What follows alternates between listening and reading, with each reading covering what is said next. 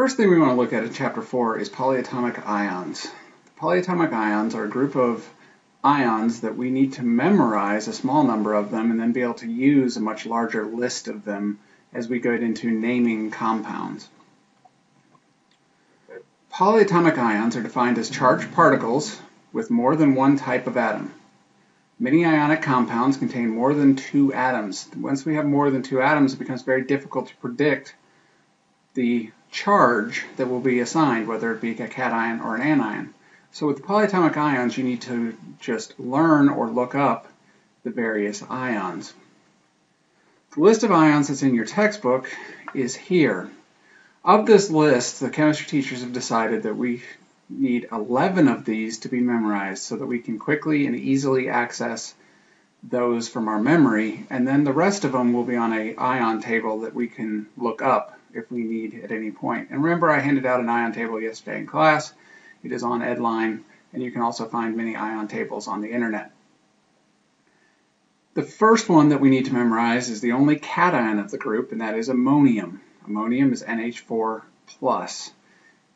One other compound that you might want to just know that you may have heard of is ammonia. Ammonia is NH3, so if you knew ammonia was NH3, it really would help knowing that ammonium, the polyatomic ion, is NH4 with a positive 1 charge. Nitrite and nitrate are the next two on this list. Nitrite and nitrate are different by 1 oxygen. Nitrite, NO2 with a negative 1 charge, and nitrate, NO3 with a negative 1 charge. Remember, these are ions, so the charge is extremely important. The charge must be included. Without the charge, it is not a polyatomic ion. The next one is sulfate So4 with a 2- charge. One of 3 2- charge polyatomics that you need to memorize. Hydroxide, OH with a negative 1 charge. Phosphate, the only 3- polyatomic that you have to memorize, PO4 with a 3- charge. Carbonate, CO3 with a 2- charge. Hydrogen carbonate, which actually has 2 different names that are commonly used, so you need to know both. HCO3-, hydrogen carbonate, and also known as bicarbonate. If you think of baking soda, sodium bicarbonate, that involves the bicarbonate polyatomic ion. Next is chlorate, ClO3 with a -1 charge. Acetate. Acetate's the one that can be written 2 different ways, and I showed this in class yesterday, but I want to make sure you have this. It could also be written CH3COO-. So acetate can be C2H3O2- or CH3COO-. You should know both ways, recognize both. Now, if you're given the name acetate, you can write it either way.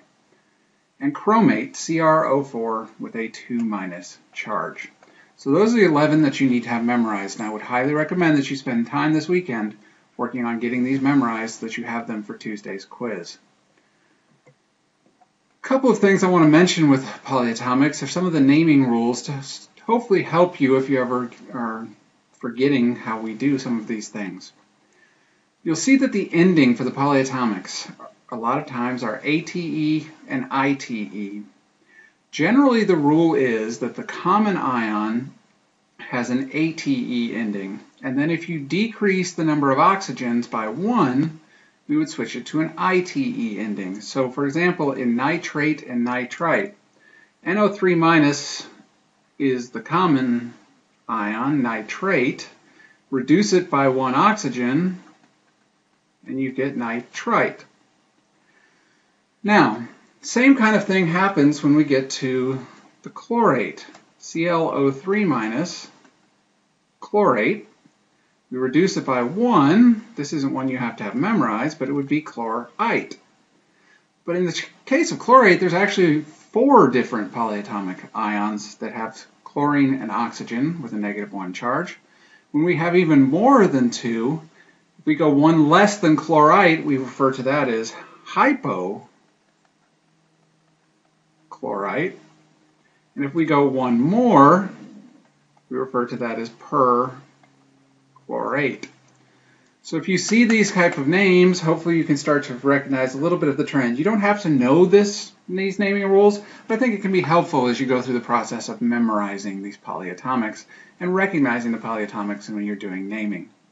It is very, very important that you take the time to memorize these 11 polyatomics.